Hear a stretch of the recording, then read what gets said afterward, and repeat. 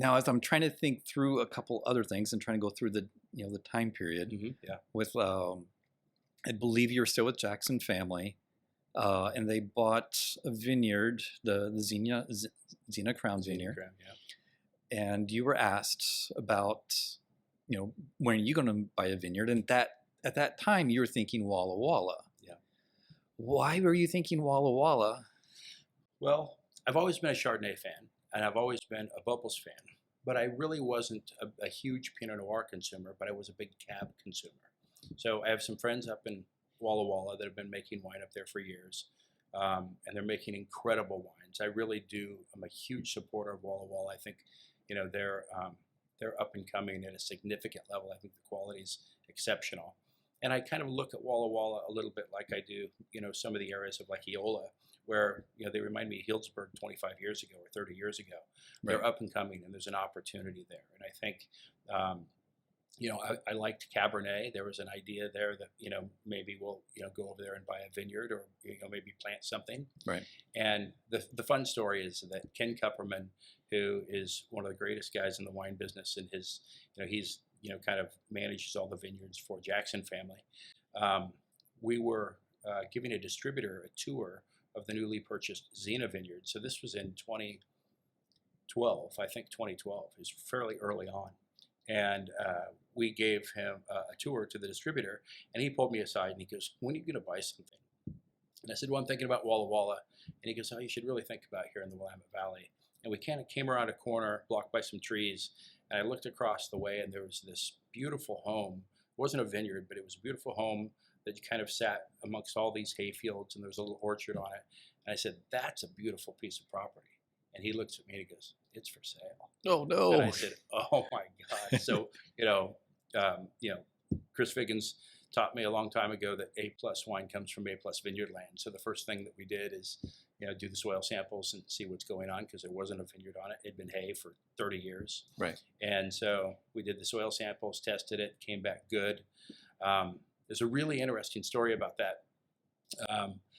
So because Jackson family had just bought across the street, the At the Joy property, which is what we were looking at, ended up being this beautiful view back at Xena. So Barbara had looked at the property, and at the time the president of Jackson family was a guy named Hugh Reimers, and they had looked at the property, but they had just kind of absorbed Xena, Grand Moraine, a couple other pieces of property around the valley. So they really weren't in the mood to buy more, land. So they wanted to buy the house, but they didn't want to buy the land. And the trust out of California said, we're not going to split it up. You have to buy the whole thing or nothing. So they decided to, they looked at it. They really wanted it, but they kind of decided not to do it. That's about the same time I looked at the property. And Right. I was looking at it primarily for the land. But what ended up happening was, they said house is available. So, I wasn't looking to buy a house, but I looked at it and my mind kind of went through the opportunity for hospitality, because in the Willamette Valley, we're growing, right? And there's not a lot of opportunities for high-end hospitality. So in my mind, I was thinking in the industry, and I was thinking, VRBO and outside the industry and things like that. And I really saw the opportunity, and it kind of came to me fairly quickly. So I went to make an offer on the property. And what's wild is my offer expired at midnight, and 10 o'clock that night, my phone rang, and it was Hugh Reimers. And he said, "Andy, that property that we were talking about across the street that we were looking at," he goes, "Are you going to make an offer on that?" I said, "That's my offer that's in there right now." And he goes, "Are you still planning on using it for hospitality and entertainment?" And I said, "Absolutely." He goes, "Okay, cool." He goes, "We're not going to counter you."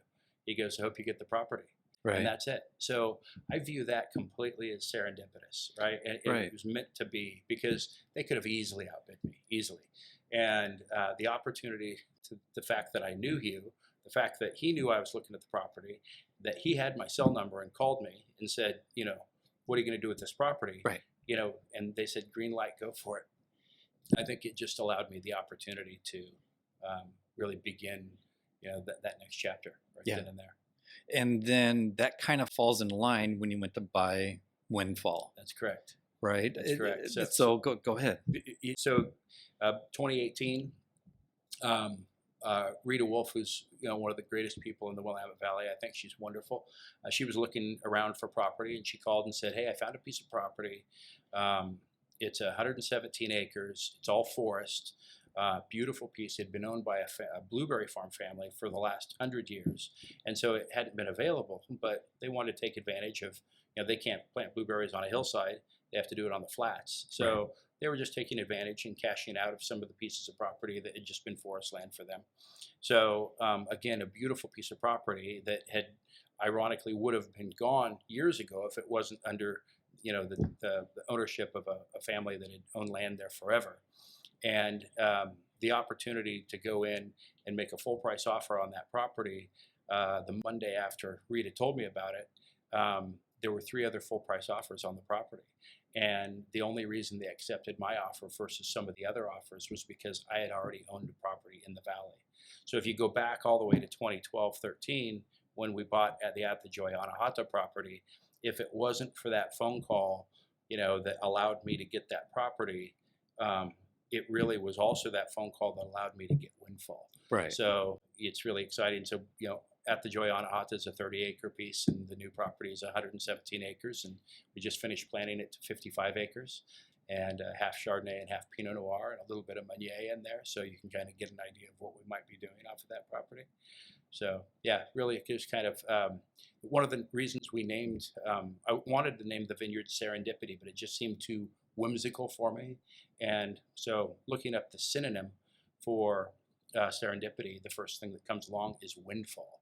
And the double entendre is that it faces south and it faces west, so it's staring directly at the Van Duzer corridor. So when that name Windfall came, it just struck me again like another lightning bolt, that had happened to me before, and it was the name, and it just Right. absolutely stuck. So, fast forward a little bit when we make the single vineyard estate wines Aubaine. Aubaine means windfall in French. We just didn't want to name the vineyard the same name as the brand.